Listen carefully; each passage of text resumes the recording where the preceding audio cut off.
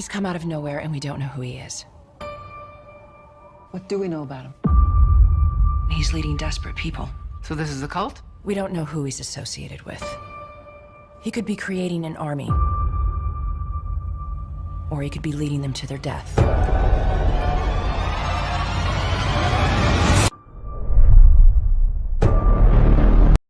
Halo guys, bersama lagi di channel saya Dirangkum Film Official. Kali ini saya akan menceritakan seluruh alur cerita dari film yang berjudul Mesia yang telah rilis pada tahun 2020. Film ini sangat ditunggu-tunggu di tahun kemarin karena sempat bikin heboh dunia maya. Dalam trailer film ini menampilkan seorang pria yang mana pria itu menunjukkan sebuah mukjizat dan memiliki pengikut hampir penduduk seluruh dunia. Oke, siapakah pria ini sebenarnya? Oke, nggak usah berlama-lama lagi, kita langsung saja ke ceritanya guys. And what you can imagine.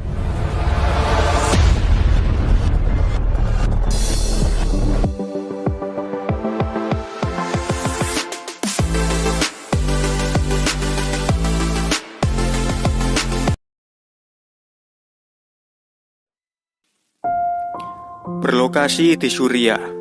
Awal film dibuka dengan ibu bersama anaknya. Anak itu bernama Jibril. Saat itu Jibril bertanya kepada ibunya soal Tuhan. Jika Tuhan ada, mengapa Tuhan tidak membantu rakyat yang disiksa dan dibunuh? Pada saat itu lalu ibunya menjawab bahwa semua itu adalah takdir, dan semua itu juga sudah direncanakan oleh Allah. Saat Jibril beranjak dewasa, ia mendapati ibunya yang telah tewas tertembak.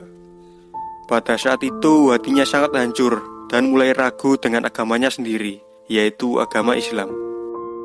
Kemudian Jibril keluar dari dalam bangunan. Ia melihat semua penduduk dijaga ketat oleh para tentara Israel. Saat itu para penduduk Suriah sedang memberontak karena akses jalan mereka sudah diblokade oleh tentara Israel selama 80 hari. Saat itu juga Jibril bertemu temannya, yaitu Samel. Di sana mereka sedang berjalan-jalan. Tak sengaja mereka melihat pria misterius yang sedang berkhotbah di atas bangunan. Pria itu mengatakan bahwa dia adalah utusan Allah. Pria itu juga berdakwah soal agama Islam. Namun para penduduk merasa bahwa dia salah mengutip kitab. Dan kemudian penduduk mengamuknya. Pria itu mengatakan bahwa ia ingin menyelamatkan para penduduk yang sedang sengsara. Di saat bersamaan, tiba-tiba muncul badai pasir raksasa dari barat. Penduduk pun mulai berlindung. Tetapi saat itu para penduduk heran karena pria itu tetap saja melanjutkan ceramahnya. Padahal badai itu sangat dahsyat. Sampai-sampai menyapu bersih tentara Israel di perbatasan.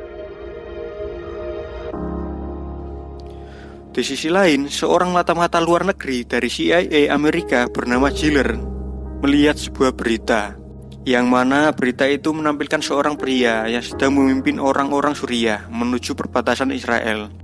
Karena keterkaitan Israel dengan Amerika, Giller tidak tinggal diam. Giller khawatir jika pria itu malah menuntun penduduk Suriah untuk berperang. Hampir seluruh rakyat Suriah mengikuti pria itu dan memanggilnya sebagai Al-Masih. Di sana juga ada Jibril dan Samer yang menjadi pengikutnya. Penduduk juga merasa bahwa pria itu malah menggiring mereka menuju kandang musuh. Seorang kiai mulai ragu juga dengan ceramah yang disampaikannya. Namun pria itu selalu menunjukkan pencerahan dan kebaikan kepada pengikutnya. Mereka juga terpesona dengan kepiawaiannya. Jibril merasa bahwa pria itu adalah Tuhan yang sesungguhnya. Di tengah perjalanan, pria itu menyuruh untuk mengumpulkan dan mengubur senjata mereka. Semua bingung apa tujuan sebenarnya pria itu membawa mereka, namun para penduduk tetap mengikutinya. Setelah sampai perbatasan, pria itu menerobos pagar dan tembakan peringatan pun dibunyikan. Pria itu mengatakan bahwa mereka semua hanyalah ingin makan, bukan berperang. Para tentara Israel heran melihat itu. Karena baru pertama kali ini ia melihat seorang yang memimpin hampir seluruh rakyat Suriah menuju perbatasan dengan menggunakan tangan kosong. Karena curiga, pria itu kemudian diamankan di tanah Yerusalem. Seorang komandan tentara Israel yang bernama Aviram mencoba menginterogasi pria itu. Aviram bertanya dari mana, mengapa, dan apa tujuan sebenarnya pria itu. Tapi pria itu hanya menjawab dengan satu kata, yaitu Tuhan. Aviram kebingungan karena pria itu juga bisa menerawang masalah pribadinya. Karena Aviram malu, Aviram pun menghentikan interogasinya dan menghapus rekaman CCTV. Di sisi lain, di Texas, Amerika, terdapat wanita pengidap epilepsi. Ia bernama Rebecca. Ayah Rebecca merupakan seorang pendeta di kota itu. Ia bernama Felix. Rebecca mempunyai masalah dengan keluarganya yang membuatnya ingin kabur dari rumah. Felix dan istrinya juga kacau saat itu karena masalah keuangan. Di sisi lain, Giller pergi ke Yerusalem untuk menemui pria itu. Namun setiba di sana, ia mendapatkan kabar bahwa tahanan itu kabur. Aviram langsung pergi ke pertemuan rahasia Israel sebagai tersangka, karena orang terakhir yang bertemu pria itu adalah Aviram. Aviram bingung karena ia merasa tidak melakukan pembebasan pria itu. Tapi seorang penjaga CCTV bersaksi bahwa Aviram sempat melakukan penghapusan rekaman CCTV saat dia selesai bertemu pria itu. Aviram mulai kebingungan. Ia merasa bahwa dirinya sedang dijebak. Untuk jaminan, Aviram kemudian berjanji untuk menangkap kembali pria itu. Di sisi lain, di suatu hari penduduk Suria menginap di perbatasan. Aksi mereka disorot berbagai awak media. Pemerintah Amerika kemudian menyuruh pihak Israel untuk segera memberikan mereka bantuan makanan bersamaan dengan pencarian pria misterius itu. Saat itu, para penduduk Suria tahu bahwa pemimpin mereka telah kabur. Mereka langsung bersorak-sorak mendengarnya. Mereka meyakini bahwa Al-Masih akan kembali. Esok harinya, pria itu terlihat sedang berjalan menuju tempat ibadah paling suci di Yerusalem. Para wisatawan mulai tahu bahwa dia adalah buronan, tetapi pria itu bertingkah seperti tak ada apa-apa. Dan kemudian ia berceramah di depan masjid. Semua orang di sana mendekati dan mendengarkan ceramah pria itu. Pria itu mengatakan bahwa ia adalah firman Allah, dan barang siapa yang mengikutinya, niscaya mereka akan selamat. Semua orang kemudian merekam pria itu. Tak lama kemudian, para tentara Israel menyergap tempat itu. Tembakan peringatan pun terdengar. Di saat bersamaan, terdapat anak kecil dari Palestina yang tertembak di dadanya. Suasana pun kacau. Orang-orang Palestina mengira bahwa tentara itu telah menembaknya. Para tentara pun kebingungan karena perasaan mereka hanya melepas tembakan ke arah atas. Di sela kekacauan, pria itu menyentuh anak itu, dan dalam sekejap lukanya sembuh. Pria itu langsung menghilang entah kemana. Para tentara Israel pun kebingungan mencarinya saat itu. Orang-orang menyaksikan bahwa pria itu membawa mukjizat. Giller yang sedang berada di Yerusalem tak sengaja mendengar berita itu. Kemudian ia langsung bergegas pergi ke lokasi kejadian untuk mencari tahu. Ia melihat bahwa Palestina dan Israel mulai berselisih kembali karena penembakan itu. Giller juga melihat bahwa di setiap sudut tempat itu juga banyak kamera CCTV. Selang beberapa saat pun berita bertebaran bahwa Palestina dan Israel kembali saling bermusuhan.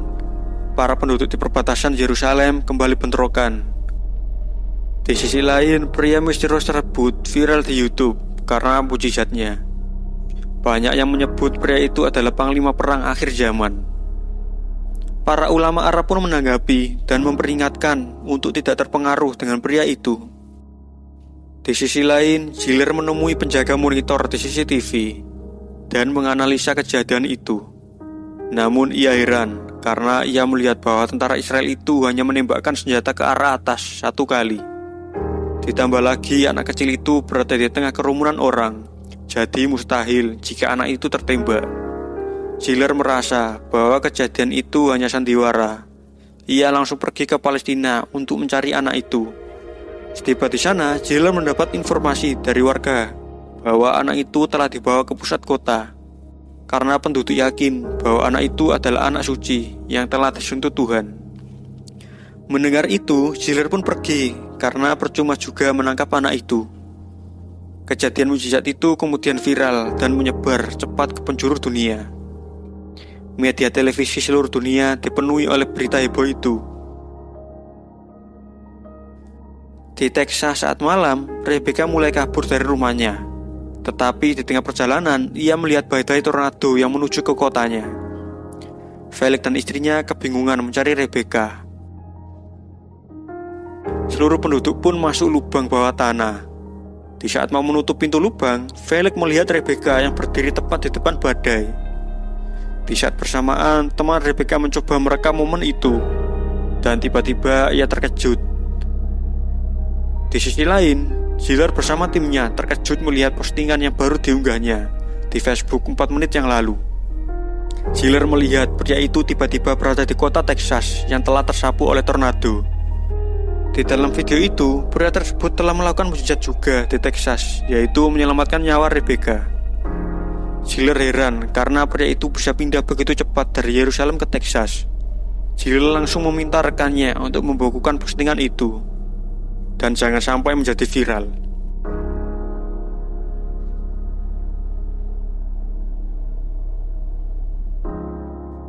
Di Texas, Felix berterima kasih kepada pria itu karena ia telah menyelamatkan nyawa anaknya. Felix bertanya, bagaimana dia bisa melakukan hal itu, karena Felix juga pernah melihatnya di TV, bahwa pria itu juga melakukan mukjizat di Yerusalem. Lalu pria itu menjawab bahwa dirinya adalah Tuhan. Di sela mereka berbincang-bincang, polisi Amerika menangkap pria itu karena tuduhan melakukan migrasi ilegal. Felix pun berusaha membantu pria itu dengan menyewa seorang pengacara. Di sisi lain, ternyata di balik penangkapan pria itu adalah Giller. Giller khawatir jika pria itu bisa memprovokasi penduduk dan melakukan pemberontakan seperti halnya kejadian-kejadian sebelumnya. Esok harinya, Giller mencoba menemui pria itu di sel. Ia kemudian mengajukan beberapa pertanyaan kepada pria itu.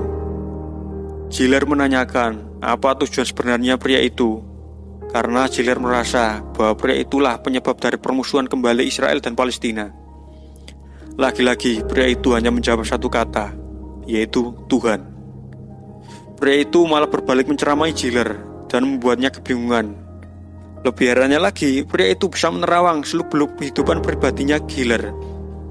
Kata-kata pria itu membuat Giller berlinang air mata. Pria itu juga tahu bahwa Giller tak akan bisa untuk mempunyai keturunan. Karena malu, Giller pergi keluar dari sel itu. Esoknya persidangan pun diproses. Saat itu pria tersebut dibantu oleh pengacara sewaan Felix. Pihak Giller memberikan pengajuan untuk menahan pria itu di Amerika karena pelanggaran undang-undang migrasi. Tujuan Giller sebenarnya adalah membukukan pria itu di Amerika supaya ia tidak bisa melakukan aktivitas provokasi lagi di tempat lain. Namun hakim malah memutuskan untuk mengembalikan pria itu ke asalnya. Akhirnya pria itu kemudian angkat bicara. Pria itu secara tak langsung menyindir dan membuka aib sang hakim. Hakim itu pun mulai berpikir bahwa memang benar kata-kata pria itu. Pria itu menceramai hakim tersebut sampai hakim itu mulai sadar dengan dosa-dosanya. Akhirnya hakim memutuskan untuk mengundur persidangan. Peristiwa itu membuat heboh dunia maya karena ini juga merupakan undang-undang yang sangat sensitif. Semua orang tahu bahwa Amerika melarang keras orang-orang Arab masuk ke negaranya. Semua awak media pun berkumpul ke gedung persidangan untuk meliput peristiwa itu. Esok harinya sidang kedua pun dimulai. Di sana tanpa bicara panjang lebar, hakim pun langsung memutuskan untuk membebaskan dan meresmikan pria itu sebagai warga Amerika. Semua pun kaget mendengar keputusan itu, karena baru kali ini Amerika memperbolehkan warga Arab menetap di sana. Semua pejabat juga kaget mendengarnya. Berita pun menyebar dengan cepat di tengah kerumunan awak media. Pria itu pun dibawa pulang oleh Felix. Felix sangat lega atas keputusan ini, dan ia pun sempat jadi sorotan media. Beberapa hari kemudian, semua orang dari penjuru dunia mendatangi kota Texas yang merupakan kediaman Felix dan Almasi itu. Semua orang percaya bahwa pria itu adalah Tuhan Yesus. Para awak media pun juga mengamadati kota Texas. Di sisi lain, Cyril juga memonitor CCTV yang sebelumnya ia pasang di sekitar tenda pria itu. Di sisi lain, para penduduk Suriah telah menanti kedatangan pria tersebut. Mereka sudah berminggu-minggu menginap di perbatasan. Bantuan makanan pun mulai habis. Saat mereka mendirikan sholat, salah satu warga tewas kelaparan. Samer pun memutuskan untuk kembali ke Suriah. Namun Jibril menolaknya. Jibril yakin bahwa pria itu akan kembali dan menolongnya. Namun Samer menjelaskan bahwa kenyataannya pria itu telah berubah menjadi Tuhan orang-orang Amerika. Seorang kiai juga menjelaskan bahwa pria itu bukanlah Nabi Isa yang kembali. Mereka akhirnya memutuskan untuk mengungsi di negara terdekat, yaitu Yordania. Namun Jibril tetap saja menunggu pria itu di perbatasan. Samer pun terpaksa harus meninggalkannya karena ia merasa bahwa Jibril telah murtad. Di sisi lain, Aviram pergi ke Amerika dan menyamar di sana. Ia membeli pistol dan kemudian berangkat menuju Texas. Ia mempunyai misi untuk menangkap kembali pria itu. Aviram langsung pergi ke belakang tenda pria itu dan menodongkan pistol. Di saat bersamaan, Cyril melihat kejadian itu dan lari menghampirinya. Namun ketika Aviram akan menembaknya, tiba-tiba ia menjadi ragu dan menggagalkan misinya. Pria itu kemudian pergi meninggalkan Aviram. Jiller kemudian menemui dan memberitahu Aviram bahwa ia juga sedang menyelidiki pria itu. Jiller meminta Aviram untuk membiarkannya karena Jiller juga ingin mengetahui pria itu lebih dalam. Semakin hari pengunjung semakin padat. Banyak juga orang yang kecewa karena keinginannya tidak terpenuhi. Saat itu Jiller mendapat informasi dari rekannya yang berada di Teheran. Ia mengatakan bahwa pria itu sebenarnya bernama Payam Golshiri, yang merupakan orang Teheran. Rekannya itu mendengar bahwa ada seorang yang mengaku adalah kakaknya. Cyril langsung mencoba menyelidiki tentang hal itu. Esoknya keluarga Rebecca mulai berkemas-kemas karena pria itu memintanya untuk mengikutinya. Ayah Rebecca kemudian mempersiapkan mobilnya dan memulai perjalanan tanpa tujuan. Ribuan mobil pun mengikuti mereka. Di tengah perjalanan, ribuan orang di pinggir jalan bersorak-sorak Almasi. Kendaraan yang mengikutinya pun semakin banyak. Rebecca terus-menerus memfoto wajah pria itu dan menguploadnya di Instagram dengan hashtag Almasi. Ia kaget karena tiba-tiba followersnya meledak sampai 700.000 pengikut setiap menitnya. Rebecca tak menyadari bahwa postingannya itu sampai menyebar di media televisi global. Semua orang tahu bahwa pria itu sedang menuju ke Washington DC. Di sana puluhan ribu kendaraan terparkir di depan gedung putih, dan berita pun secara live tersebar di seluruh dunia. Di sana hampir seluruh penduduk Washington mengikutinya. Akhirnya mereka sampai dan semua orang pun mengikuti pria itu. Pria tersebut kemudian berhenti di depan kolam dan kemudian mulai berkhotbah. Pria itu mengatakan bahwa saat ini Tuhan ada di hadapan mereka. Pria itu kemudian melakukan mukjizat dengan berjalan di atas kolam. Sontak warga terkagum melihatnya. Semua orang merekam dan meliput kejadian itu. Mereka percaya bahwa ia adalah benar-benar Tuhan. Di sisi lain, Jibril mulai lelah dengan hidupnya. Ia pun nekat berjalan telanjang menghadapi tentara Israel. Media TV pun langsung meliput aksinya itu. Jibril mendekatkan tubuhnya ke senapan tentara Israel itu. Namun tentara Israel itu tak tega melihatnya dan menurunkan senjatanya. Peristiwa itu membuat seluruh warga Palestina heboh, karena baru kali ini tentara Israel yang kejam itu bisa luluh hatinya melihat seorang bocah Palestina. Jibril pun menjadi sorotan warga Palestina, dan ia pun langsung dibawa ke pusat pemerintahan Palestina.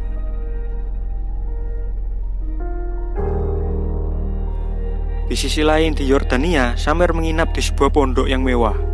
Samer juga dilayani dengan sangat baik di sana. Di Di sana, Summer dididik oleh seorang guru yang piawai. Di sisi lain, Giller berhasil mendapatkan beberapa informasi tentang pria itu, dan kemudian menunjukkannya kepada Menteri Presiden Amerika. Namun data-data yang dimiliki Giller tersebut masih tergolong asumsi. Menteri pun menolak info itu dan menyuruh Giller untuk mencari bukti nyata. Di Washington DC, keluarga Rebecca pun mendadak kaya raya sejak kehadiran pria itu. Ia membeli sebuah hotel khusus untuk pria itu yang dianggapnya sebagai Tuhan. Tempatnya pun tak pernah sepi oleh media televisi. Di Teheran, rekan Giller yang dijuluki Gio itu mendatangi rumah kakak Almasi itu. Kakak Almasi tersebut bernama Ardan Ghonsili. Ia bertanya soal kehidupan adiknya dari kecil. Saat Ardan menjelaskan kehidupannya, rekan Giller diam-diam merekamnya melalui PC. Ardan mengakui bahwa ia kaget melihat adiknya yang tiba-tiba disembah oleh penduduk dunia. Ardan berkata bahwa dari kecil adiknya memang pintar dan pandai dalam memainkan trik sulap, terutama trik ilusi. Namun ia memiliki gangguan kejiwaan delusi yang membuat dirinya mengaku sebagai Mesias dari kecil. Ardan juga memperagakan trik ilusi yang sering dimainkan adiknya itu. Di sisi lain, Presiden Amerika Serikat mengadakan pertemuan rahasia dengan pria itu. Tampaknya Presiden juga terpengaruh oleh pria itu. Kemudian pria itu menyuruh Presiden untuk menarik kembali seluruh pasukan di perbatasan dan menyuruhnya untuk menghilangkan aturan-aturan yang mendiskriminasi rakyat. Setelah pertemuan itu, pria tersebut kembali ke hotel dan menjawab pertanyaan para wartawan. Pria itu juga memberitahu bahwa tadi malam ia mengadakan pertemuan dengan Presiden. Sontak semua wartawan kaget dan semua orang semakin percaya bahwa pria itu adalah benar Isa Al-Masih atau Yesus. Di Palestina, Jibril menjadi sorotan rakyat. Dia diminta untuk mendeklarasikan perdamaian antara Israel dan Palestina. Namun ia merasa ragu mengatakannya karena ia memang demam panggung. Di sisi lain juga, Giller berhasil mengumpulkan bukti dan fakta tentang pria itu. Nama asli pria itu adalah Payam Ghonsili, pengidap gangguan jiwa delusi, dan sempat masuk rumah sakit jiwa selama 6 bulan. Giller kemudian menemuinya dan memberitahunya bahwa semua ini akan terungkap. Di sisi lain, pikiran Presiden menjadi kacau karena kata-kata pria itu. Presiden tiba-tiba mengajukan perdamaian untuk negara-negara musuhnya. Para menteri bingung karena itu adalah tindakan yang sangat memalukan. Para menteri pun juga mulai mengincar pria yang berjuluk Al-Masih itu. Di Yordania, Summer tidak menyadari bahwa ia dididik oleh seorang tokoh aktivis radikal ISIS. Di sana, Summer diajarkan ajaran-ajaran yang menyimpang, yang berbau jihad. Sedikit demi sedikit, ia digiring untuk melakukan tindakan bodoh. Di Yerusalem, Jibril akhirnya melakukan deklarasi perdamaian yang disaksikan oleh ribuan warga Yahudi dan juga warga Islam. Di sisi lain juga, Summer sudah siap dan diantar untuk melakukan misinya, yaitu bom bunuh diri. Sebenarnya Summer sangat ketakutan, namun gurunya meyakinkan bahwa ia di jalan yang benar. Summer langsung menuju dalam masjid, dan ia membuka jaketnya, tepat di hadapan semua orang. Semua orang kemudian berhamburan keluar karena melihat bom di tubuhnya. Namun Summer akhirnya memutuskan untuk menggagalkan aksinya karena ia belum siap. Tapi naas, guru Summer mengaktifkan bom itu dari luar. Dan bom itu akhirnya meledak. Korban tewas sangat banyak akibat pengeboman itu.